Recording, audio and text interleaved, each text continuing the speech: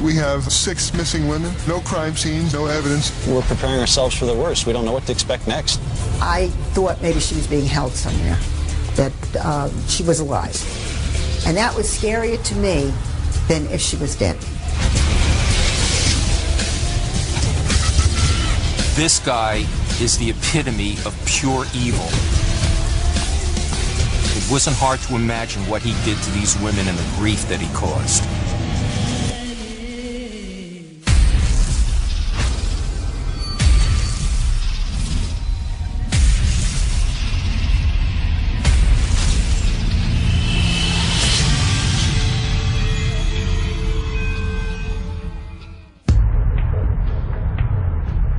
In the winter of 1996, the quiet college town of Poughkeepsie, New York, entered one of the darkest chapters in its history. The city of Poughkeepsie is located about 70 miles north of New York City, on the east bank of the Hudson River. It's a population of about 30,000 people. It's just typical small city USA. But this sleepy town concealed a dark underbelly. On Monday, the 9th of December, Patricia Barone filed a missing persons report on her 28-year-old daughter, Gina, a known prostitute and drug user. Well, sometime in early December, Gina was with her boyfriend, Richie, and it was around 2 or 3 in the morning, and they had a fight. She told him to get lost, and he did. He left. And when he came back, she wasn't there. So about a week later, he came to my front door, and I had never met him before, and he knocked, and he said to me, "I can't find Gina." And I said, "What do you mean you can't find Gina? Gina's always around, always. I mean, she doesn't go anywhere." And he said, "I haven't seen her in days." So I said to my sister, "We have to go and report her missing, because Gina's never gone away. She's always in somebody's sight." For Gina and her mother, life in Poughkeepsie had been a long, hard struggle.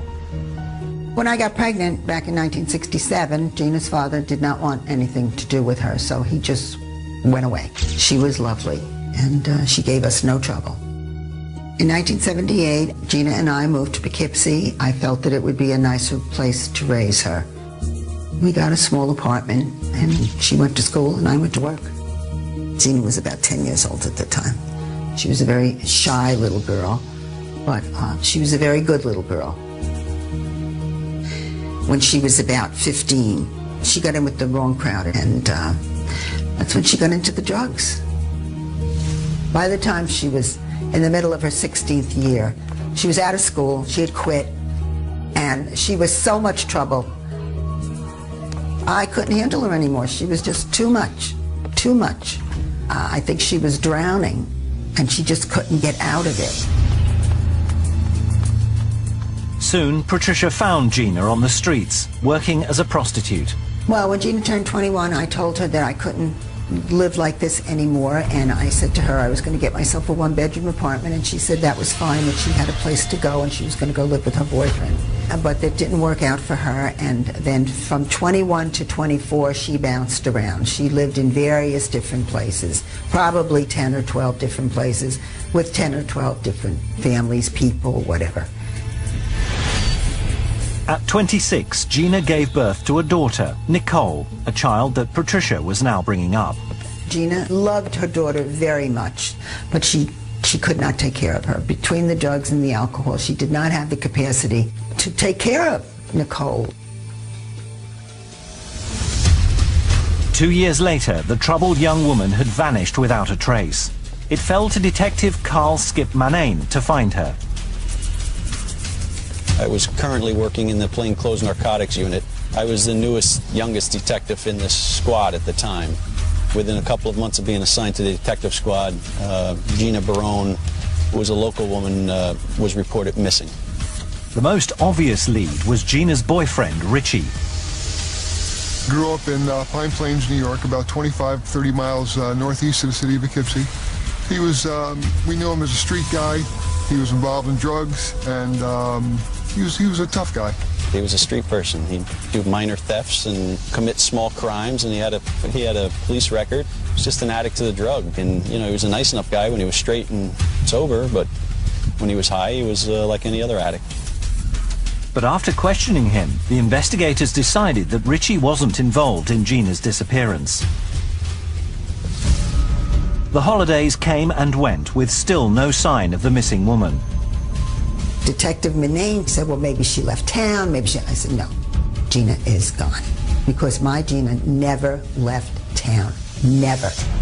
Almost a month after Gina vanished, the Poughkeepsie Police Department got a new chief detective. His name was Bill Segrist. On January 3rd, 1997, I was transferred from a lieutenant in the patrol division to the position of detective lieutenant. I speak with Detective Skip Manane, who fills me in on missing person Gina Barone. And this wasn't the only disappearance on the department's books. Well, actually, in October, a couple months before Gina was reported missing, another woman was reported missing who lived across the river but worked in the city of Poughkeepsie on a regular basis, and her name was Wendy Myers. Like Gina, Wendy was a prostitute. I knew Wendy Myers and I knew Gina Barone. I had been a patrol cop in the city of Poughkeepsie for over 20 years, and I had patrolled every square inch of the city in my career, and I had known some of these women since they were little girls.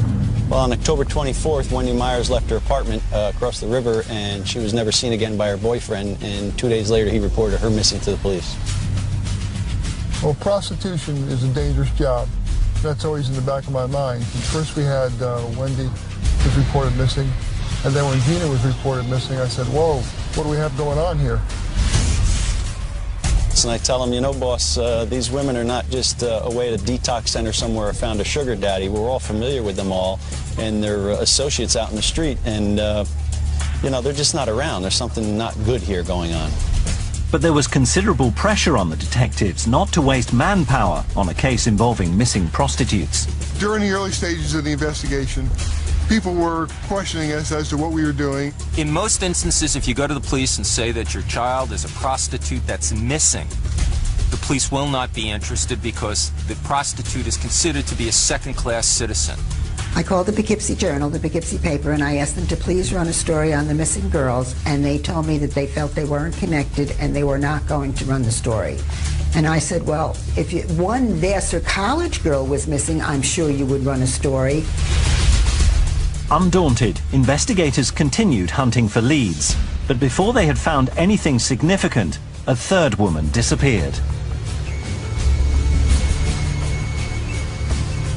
On January 15th, 1997, Kathleen Hurley was reported missing to the City of Poughkeepsie Police Department. She was a white female. She was about 45 years old, and she was known to frequent the same areas that Wendy Myers and Gina Barone did. 3 women had vanished without trace in a matter of weeks. The law-abiding citizens of Poughkeepsie were not yet living in fear, but the women who worked the streets were terrified. And so far, the police didn't have a single suspect. The streets were very panicky and nervous. All the girls out in the streets were suspicious of everybody, rightly so. We don't know where these women are and what's going on with them. The investigators were convinced that there was a predator stalking the city's prostitutes. But so far, he was flying low under the radar. How many more women would have to go missing before the police turned up a lead? January 1997, 3 women had gone missing from the streets of Poughkeepsie, New York. And so far, detectives didn't have a single lead. All you have is 3 women missing, 3 women who are prostitutes. There's no crime scene, there's no suspect, there's no nothing, and the police don't know which way to turn. They're all involved in prostitution and drugs, and they've just vanished. Officers combed the streets, desperate to find a useful lead. Anybody who patronizes a prostitute in the city of Poughkeepsie has become a suspect in this case. So we started looking at the Johns. But it was like looking for a needle in a haystack. When you have a city like Poughkeepsie, we have an inner city portion that's crime-ridden, and we have a lot of prostitution going on in that part of the city. And with that comes Johns from within the city and outside of the city. And they come from all walks of life. I mean, they can come from near or far, 30, 40 miles away, and that makes our pool of suspects tremendous. So we kept going, and we developed this questionnaire, and we went out and we started interviewing the women who were involved in prostitution. And we asked them if they knew anything about any of the missing women. And we also asked them if they had any encounters with anybody who was violent.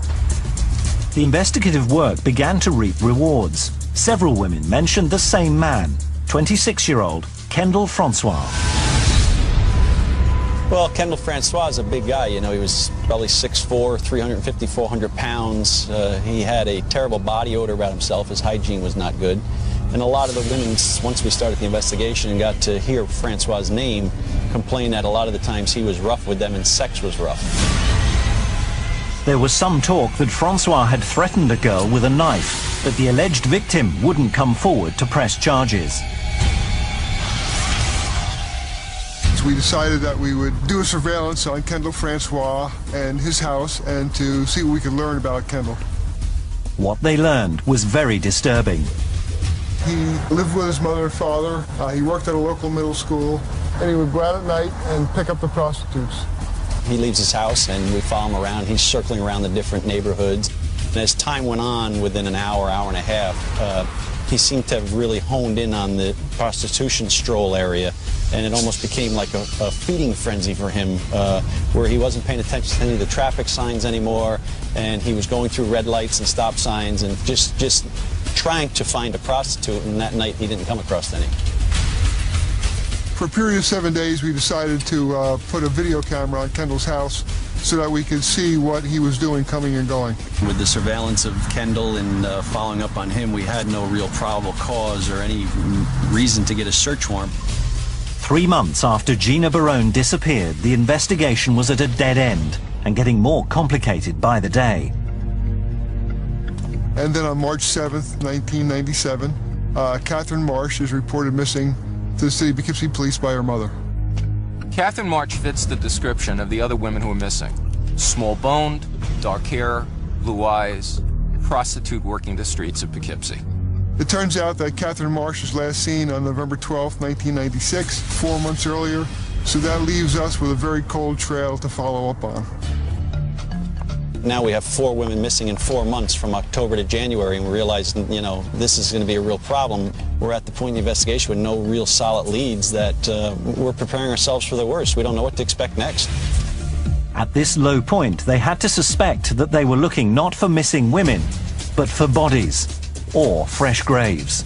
I wanted to get the state police helicopter to come to Poughkeepsie to fly over the areas where the prostitutes were known to have taken their johns. And I wanted them to do it soon before the vegetation started to grow on the trees so that they could see down to ground level. We checked the shoreline of the Hudson River, we checked the railroad tracks, checked the wooded areas around the city and all the areas that the prostitutes were known to take their johns. And we kept coming up with nothing, zero. Months went by without any progress being made. Then, in the autumn, 2 more prostitutes were reported missing. At this point, we have 6 missing women. We have no crime scenes, and we have no evidence of any criminality whatsoever. But now the media decided to offer support. In December 1997, the Poughkeepsie Journal finally published the story. Its headline posed a worrying question. Is there a killer on the loose? When the Poughkeepsie Journal finally printed the story, it was approximately a year after Gina was missing, but it was always in my mind, where was Gina? Where was she? I mean, and the scary part was I thought maybe she was being held somewhere, that she was alive. And that was scarier to me than if she was dead. Now the story breaks in the Poughkeepsie Journal, but it really doesn't help the police because nobody comes forward with any information. So at that point, the police still have nothing. There's no crime scene, there's no nothing except a bunch of missing women who were prostitutes. You know, we just can't sit there and wait for people to give us information. If there's no information available, then we have to go out and, talk to people and just keep digging a little deeper. Lieutenant Segrist called for a bold and unorthodox plan to turn up the heat on their only suspect, Kendall Francois. The 18th of January 1998, Kendall Francois and his mother left their house shortly before 7 a.m. investigators followed them in unmarked cars. We waited till Kendall dropped his mother off at work, and then we followed him, and eventually we pulled him over, and we asked him if he would come down to the police station to talk to us. And he looked at me and he says, "Okay, Lieutenant, I'll follow you down." The interview room is all set up. We have a map on the wall. We have Kendall Francois' house circled, and we have a picture of Kendall's house on the map, so that when we bring Kendall in, he knows that he's a suspect, and we give him something to think about. We had pictures around the room of the missing prostitutes, of him, and just try and get him in the position where he thinks, if he is the guy that's responsible for it, that we know it and we got him now, although we didn't know. If Francois was nervous, he didn't show it. Instead, he maintained a calm demeanor and answered all the investigators' questions in a respectful manner. He even agreed to take a lie detector test. During the course of questions, I keep hitting him with this alleged crime of him raping a girl at the house with a knife that she had accused him of. And I keep asking him about it, and he keeps denying it, denying it. He said he never did that at his house. He never pulled a knife on any of the prostitutes. And I just keep the pressure on him with the questioning over time and time. And then finally he said, "Look, it wasn't a knife, it was a nail file." And I said, "Well, good, then just bring me to your house and show me the nail file, and we can put this to bed." And he agreed to.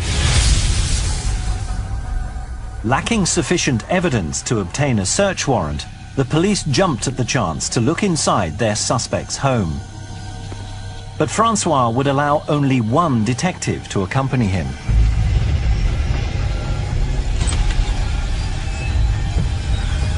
We go to the house, and Kendall brings me up the driveway, and we go into a side door to enter the house. I'm just shocked at the condition of the home.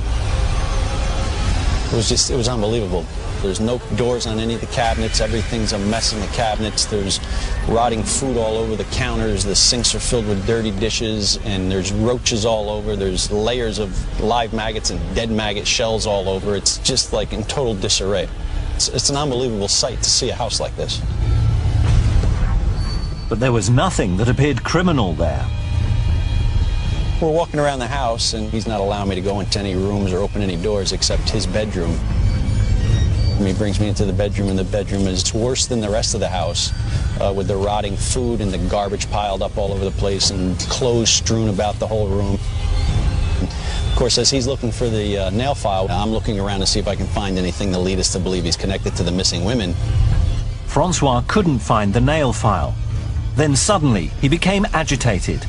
He says to me, in a panic way, we have to get out of here. We got to go. We got to leave the house. We can't stay here. My parents don't want anybody in the house. So we leave his room, and we're going to walk downstairs and go back to the car, and I jump out in front of him in the house and walk in front of him because I figure this is a good time for me to try and get down into that basement and, see if I can find any evidence down there. I get down a couple steps ahead of him, and I start walking down the basement stairs. He grabs a hold of the back of my collar, and he almost yokes me back, and he said, this isn't the way out. Skip Manane was certain that Francois was hiding something. And it's not normal behavior for somebody that just makes a wrong turn in somebody's house like that, but he got very upset with me about that and kind of raised his voice and said, we have to leave now, and showed me back up to the exit door. From there, Kendall Francois was taken out to the state police headquarters, and he was given a polygraph examination. He was asked the questions, and he passed the exam. We thanked him, we dropped him off at his home, and then that left us back at square one. The investigators were at a loss, but just when it seemed this case would never be solved, they turned up another suspect, and this one had a sinister past. I'd been a cop at damn near 30 years at that stage, and I had seen a lot of people and dealt with a lot of people, and when I met him, I could tell that he was a hardened guy, he was a tough guy, and he was a dangerous guy.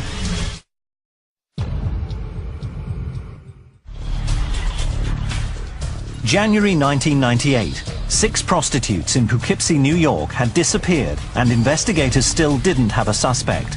But they hadn't given up. Then another canvas of the streets turned up a suspicious punter named Roy Chandler. At first, he's just a regular guy, and he's just another suspect in the pool of suspects of Johns that we have that are patronizing the prostitutes. You know, we look a little deeper into him, and we run a background check and a criminal history on him, and we find out that this guy's got an extensive criminal history.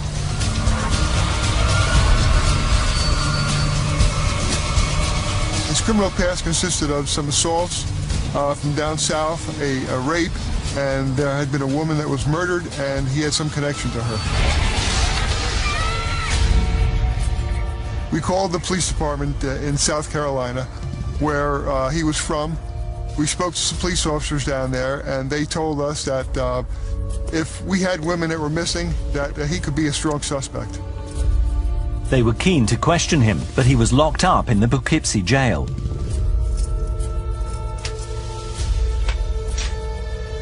Well, we learned that this guy was arrested on the charge of patronizing a prostitute, and that, in fact, he was sent to the county jail where he was going to do a short amount of time for that crime.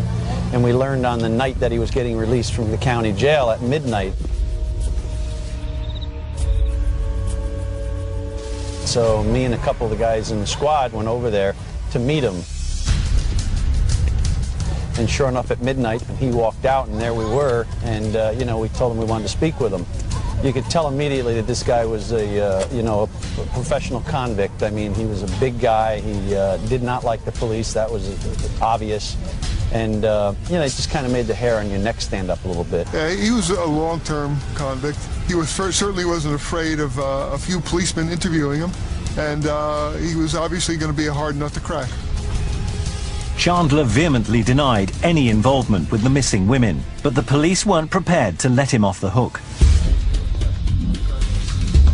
We drive him over to his brother's house, and we meet his brother, and we're talking to the two of them, and we learn that he is not really staying at his brother's house, which is this little kind of strange shanty house in the neighborhood, but he's been living in the woods in the surrounding areas of Poughkeepsie, which, you know, he's like this gypsy, this guy that travels through the woods and lives off the earth.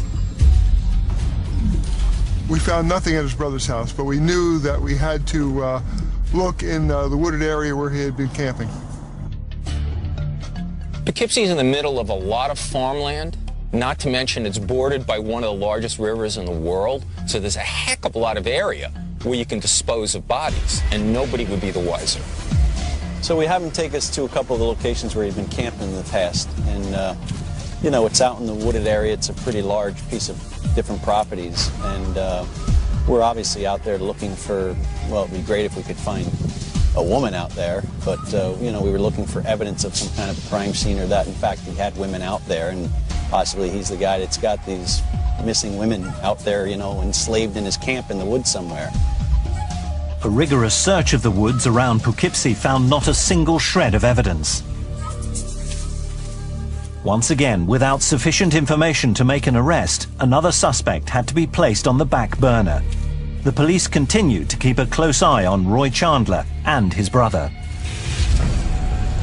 It's decided at this point that we're going to need more help than what we're getting through our department. The bosses bring it to the district attorney's office, and they decide to form a task force of several members of different agencies.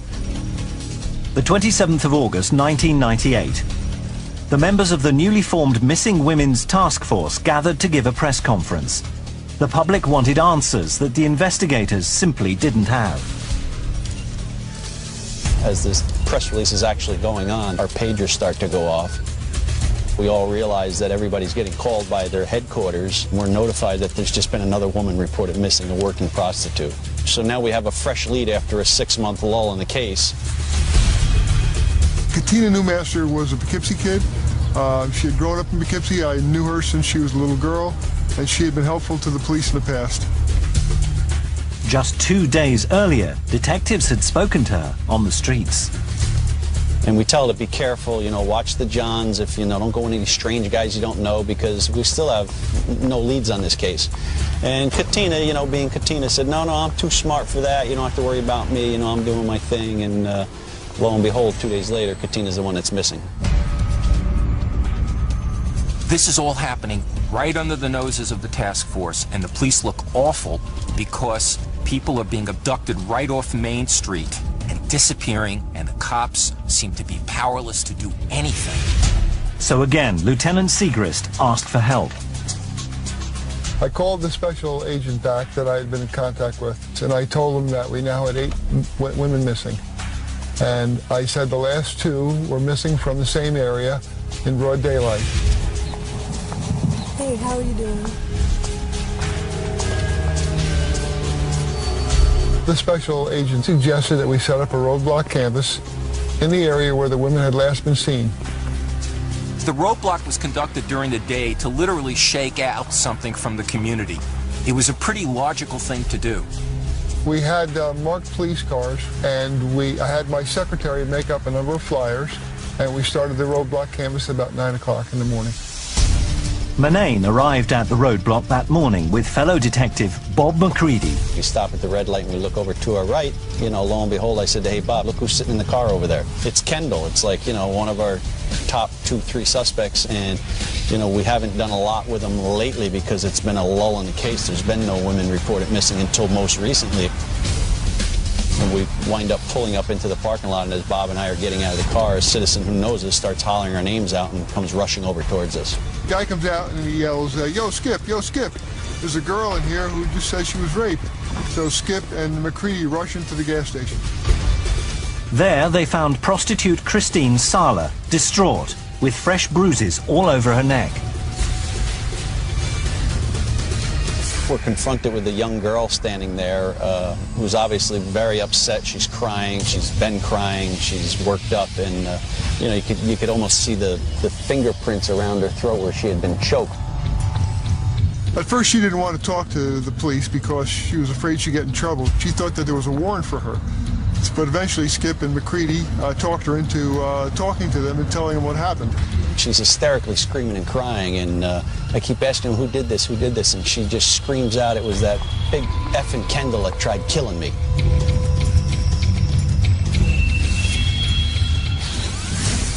According to Christine, Kendall Francois had picked her up that morning and taken her back to his house. She also informed us that, you know, she had been with Kendall several other times and had no problems with him in the past. They had sex in his bedroom, but when it was time to pay, Kendall became violent, closing his hands around her throat. The more she struggled, the harder he squeezed. After Kendall almost choked her out and she passed out, that she started pleading with him to take her to get cigarettes, that she was really upset and she was crying, and she was basically begging him to take her to go get cigarettes because in her mind she just wanted to get out of the house.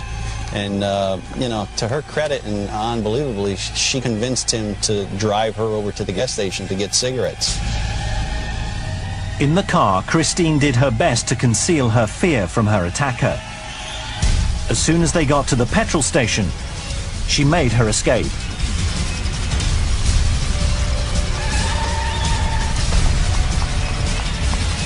When she got out of the car to get the cigarettes, she just never came out at the gas station, and that's when we pulled up.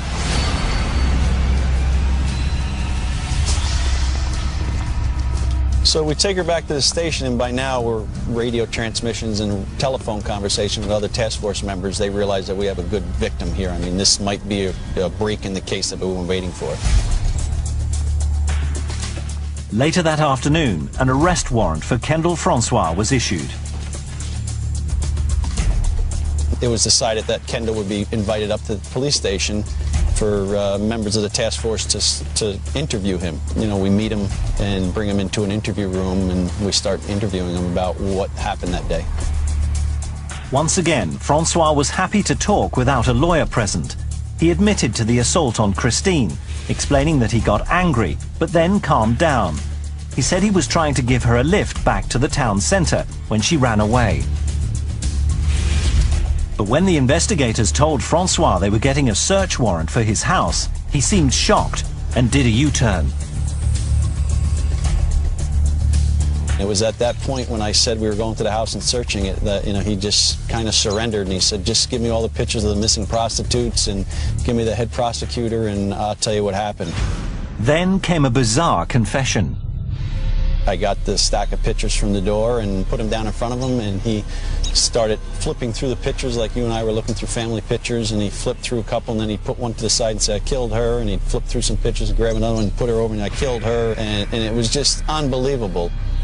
We've been at this for almost 2 years. We had all these missing women with not an ounce of evidence, He's been through polygraph tests and he's been through surveillance, and all of a sudden he's just going to confess to killing all 8 women. Francois' ice-cold demeanor was extraordinary. And I'm watching through the two-way mirrored glass, and you know, he goes through the pictures and explains how he killed them and you know, what had taken place. He's just matter of fact of, these are the ones I killed and these are the ones I did not. I was at home and the phone rings and it's Skip, and he says, Bill, get in here. He says right away. He said, Kendall just went for everything. He's starting to tell us where the bodies are. So I just looked at my wife and I told her I have to go.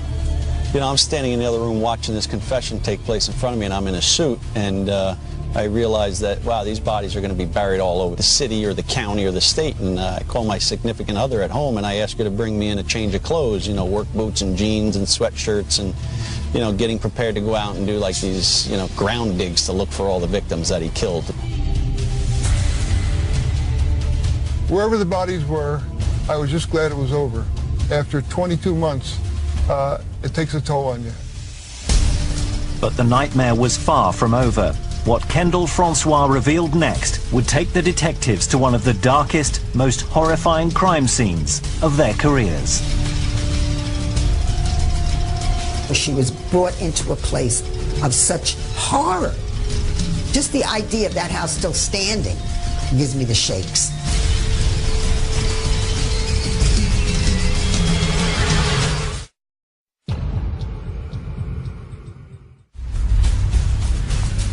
After nearly 2 years of watching women disappear from their streets, Poughkeepsie police finally had a suspect in custody. In the afternoon of the 1st of September 1998, Kendall Francois confessed to murdering all 8 missing prostitutes. Now, the investigators needed to know where the victims were buried. Well, the police are sure they're going to find the bodies in the woods, but in fact that's not what happens. Kendall tells them the bodies are in the attic and crawl space of his house, where he lives with his mother, his father, and his sister. In all this time that we considered Kendall a suspect, we never thought for a minute that he would have all of these bodies stored in his house while his mother, his father, and his sister lived there with him.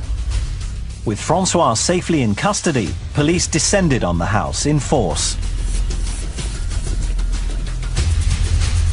There was an army of police officers from the New York State Police, the town of Poughkeepsie Police, and the city of Poughkeepsie Police. They went to Kendall's house, they surrounded it, cordoned off the area, and then officers and detectives went to the door with a search warrant and knocked on the door. Kendall's father answered, shocked to learn what was happening. After he, his wife, and his daughter were taken to the station for questioning, a team of crime scene investigators moved in to search the filthy house. The house was a complete mess. You had things all over the place, stinking the place up. So that's the reason why no one allegedly smelled anything unusual regarding the body. They slowly, methodically entered the house, and they were in there for quite some time. They went into the attic and they found evidence of human remains. When they got to the top, they looked in and they saw bodies. Very, very clearly, decomposing bodies. These were some of Kendall Francois' victims. They took some photographs and then they left. They didn't want to start a crime scene that late at night. The house was secured. But some things couldn't wait until the morning. It was the middle of the night and the doorbell rang, and I went to the front door and I saw Skip, and I knew right then that he had something very important to tell me. When I let him in, he said, "We think we found Gina and the women that were missing with her, but we can't let you know definitely until tomorrow, until they make a positive identification." And I just sat down and I was totally stunned.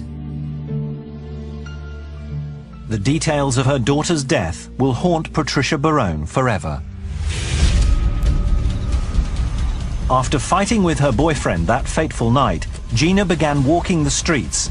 She needed money for a fix. It was about 2 or 3 o'clock in the morning, and Gina was alone on Church Street. Kendall Francois came along, and Gina trusted him. She knew him, so obviously she trusted him like the other girls knew him and trusted him. She and Kendall agreed on a price, and he drove her to a secluded car park. According to Francois' confession, Gina was in a bad mood and began saying things that made him furious. He grabbed her by the throat until finally Gina lay silent and still.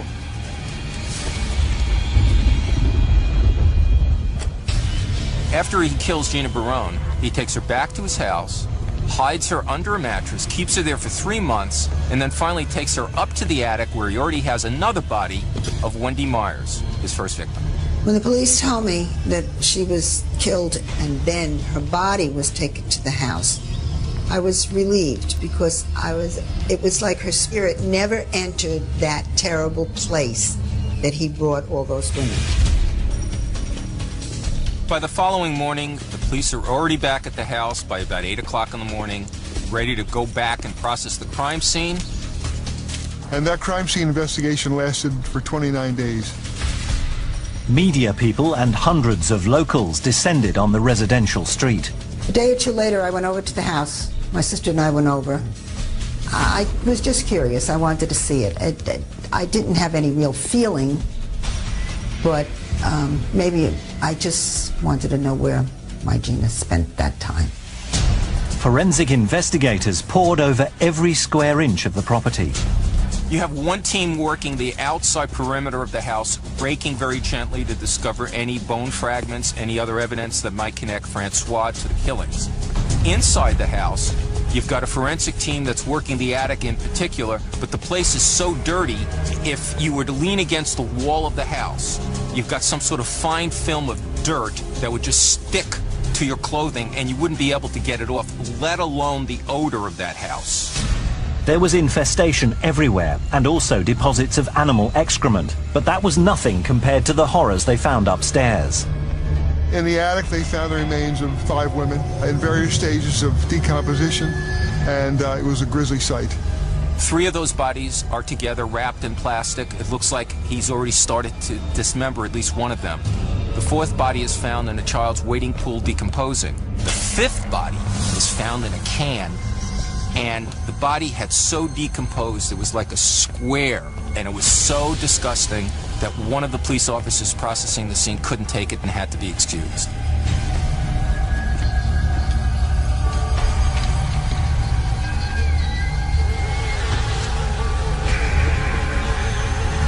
The 3 freshest bodies, the most current ones, are found in the crawl space underneath the house. It took 3 days to remove the bodies and transport them to the mortuary. While the investigation of the property continued, medical examiners worked around the clock to identify the decomposed remains. Gina was declared dead September 3rd, 1998. They used her dental records to identify her. The police were expecting to locate the missing prostitute Michelle Eason among the 8, and they were surprised to learn that she was not in the house.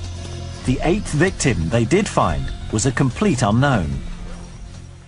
Audrey Poughkeepsie was a 34-year-old woman who had moved to Poughkeepsie about 6 months prior.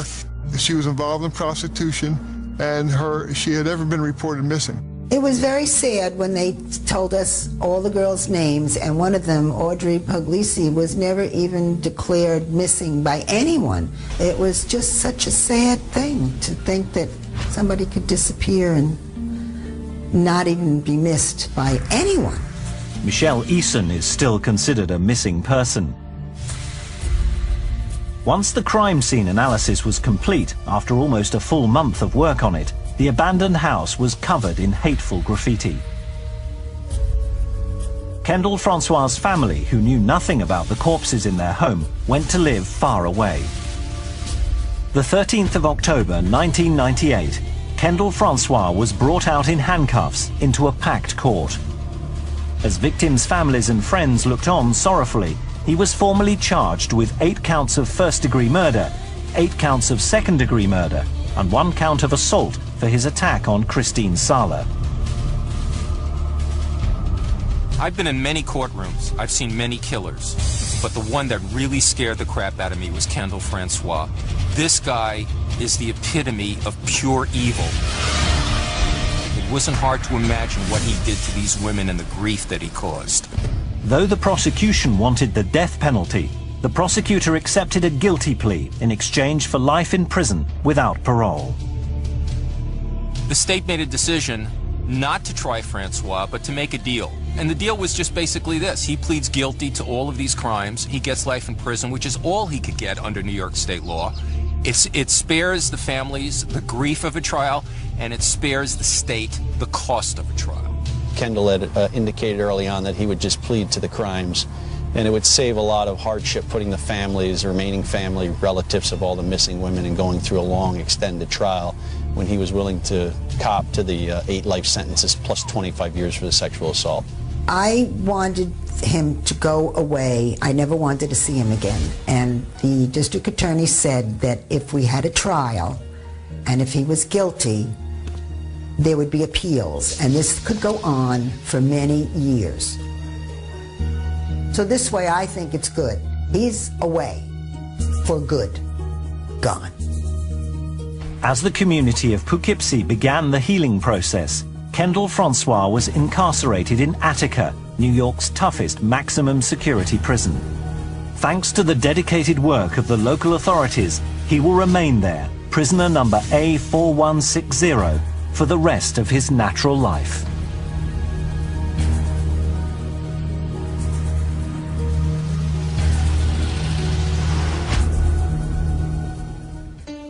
We keep pictures of Gina around because Nikki doesn't remember Gina as her mom.